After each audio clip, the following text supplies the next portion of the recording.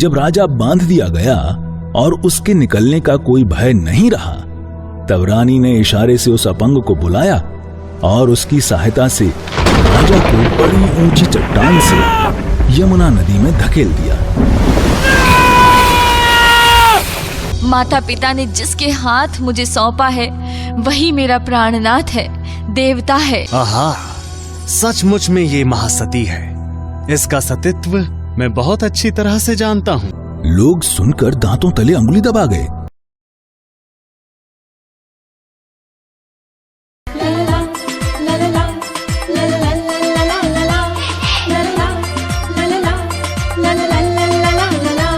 Jain digital पाठशाला।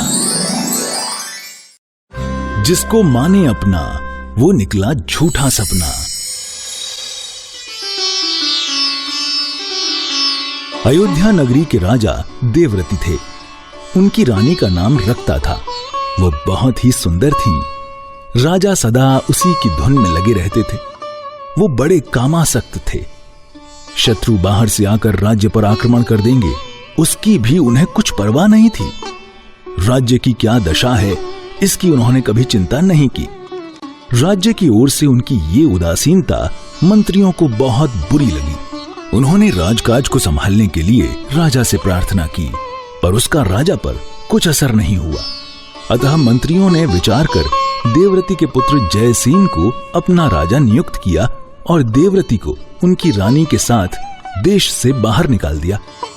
ऐसे काम को धिक्कार है जिससे मान मर्यादा धूल में मिल जाए और खुद को कष्ट सहना पड़े। देवव्रती अयोध्या से निकलकर एक भयानक वन में आए। रानी को बहुत भूख लगी, लेकिन पास में खाने को अन्न का एक कण तक नहीं था।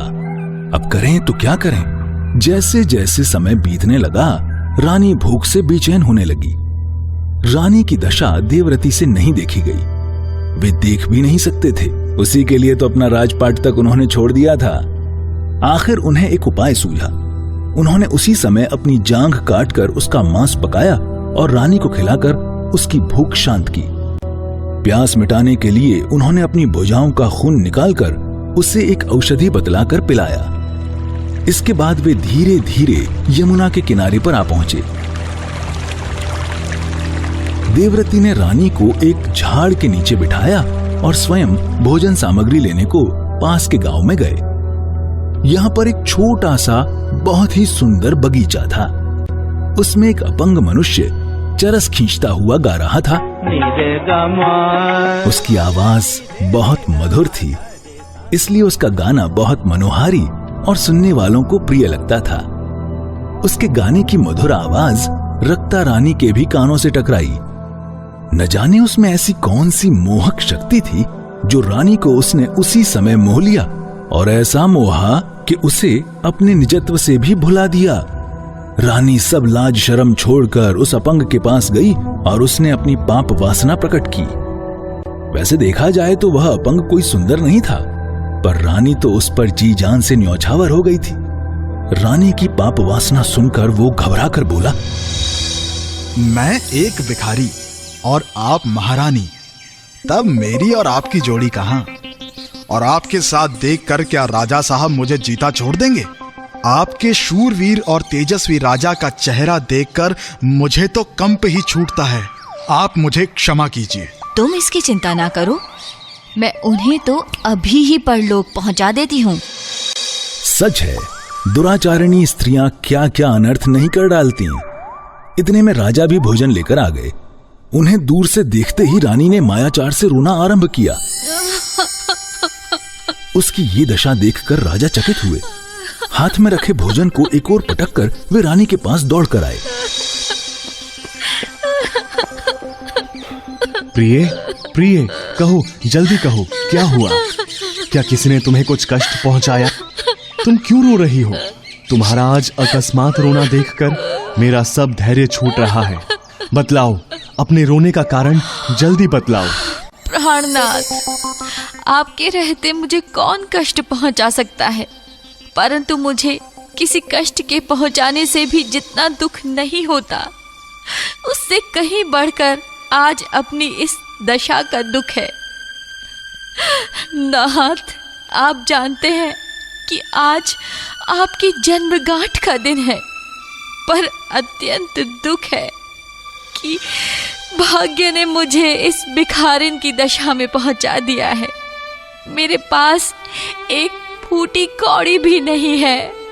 बतलाइए, मैं आज आपकी जन्मगांठ का उत्सव कैसे मनाऊं?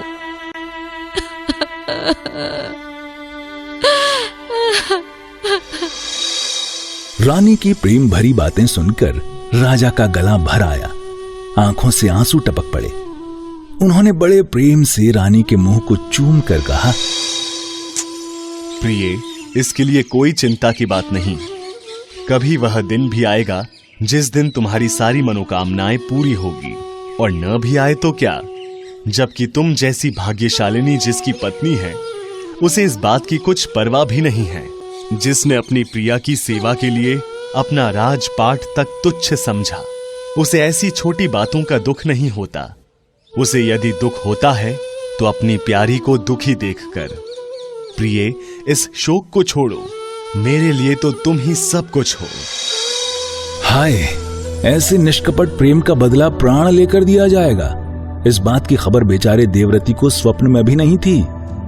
राजा के इस सच्चे प्रेम का दुष्ट रानी के पत्थर दिल पर जरा भी असर नहीं हुआ। वो ऊपर से प्रेम का दिखावा करते हुए बोली,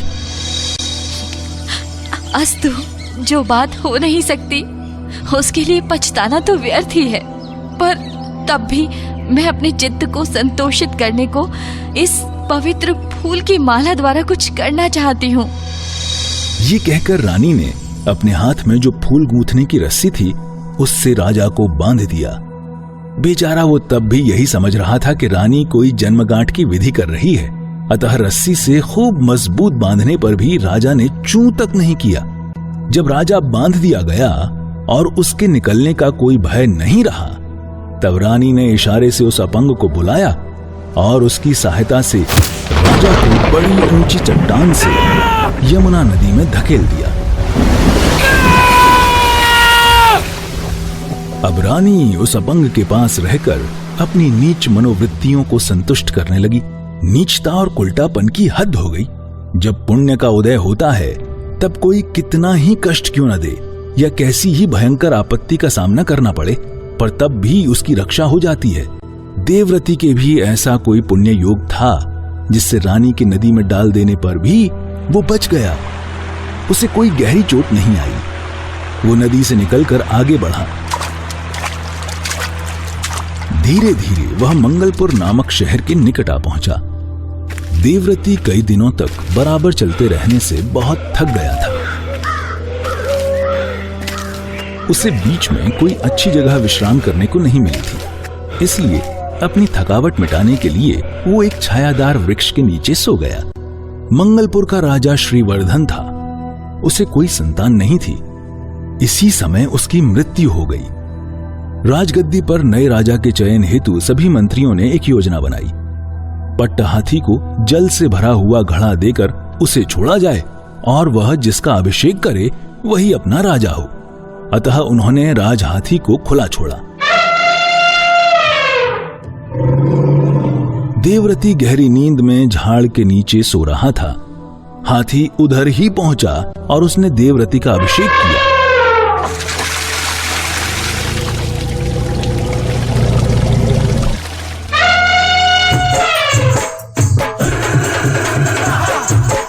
देवव्रति बड़े आनंद उत्साह के साथ शहर में लाया गया और राज सिंहासन पर बिठाया गया।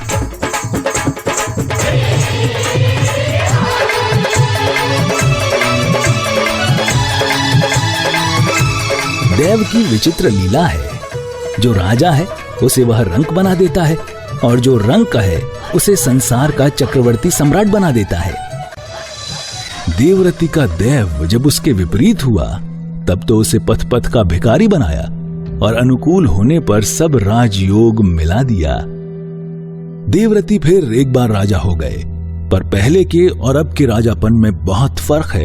अब वे स्वयं सब राजकाज देखा करते हैं। पहले से अब उनकी परिणति में भी बहुत भेद पड़ गया है।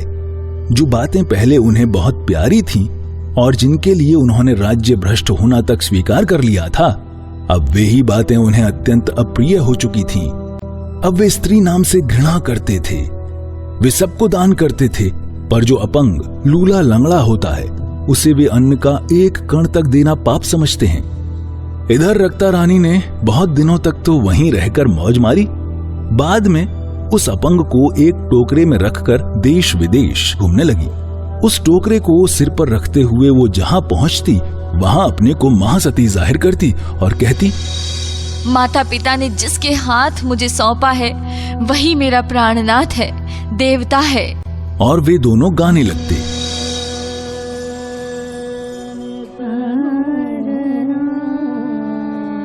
उसकी इस ठगाई से बेचारे लोग ठगे जाकर उसे खूब रुपया पैसा देते। इसी तरह भिक्षा मांगते हुए रक्ता रानी मंगलपुर में आ गई। वहां भी लोगों की उसके सतीत्व पर बड़ी श्रद्धा हो गई।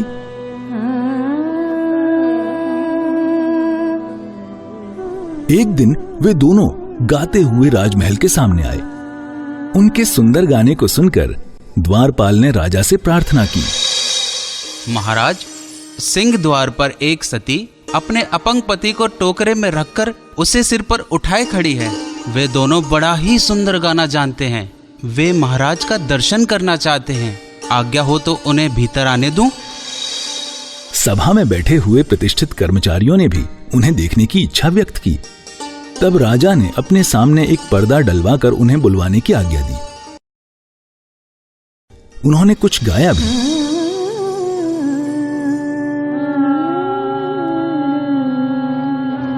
उनके गाने को सुनकर सब मुग्ध हो गए और उनकी बहुत प्रशंसा करने लगे।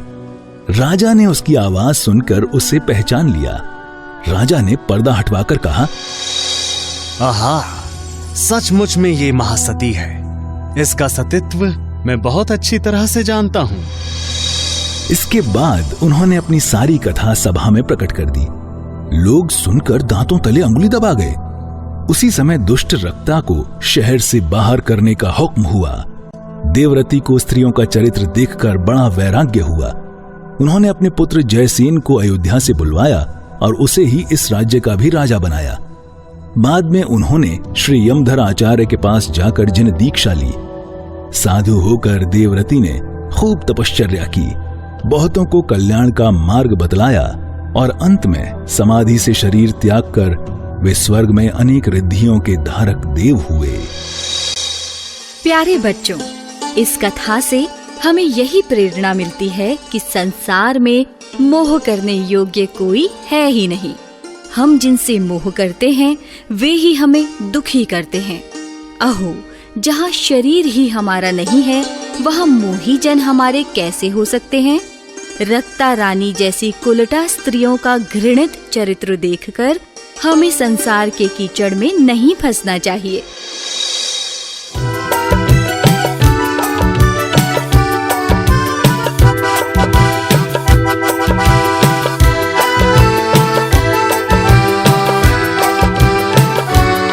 जय जिनेंद्र। धन्यवाद।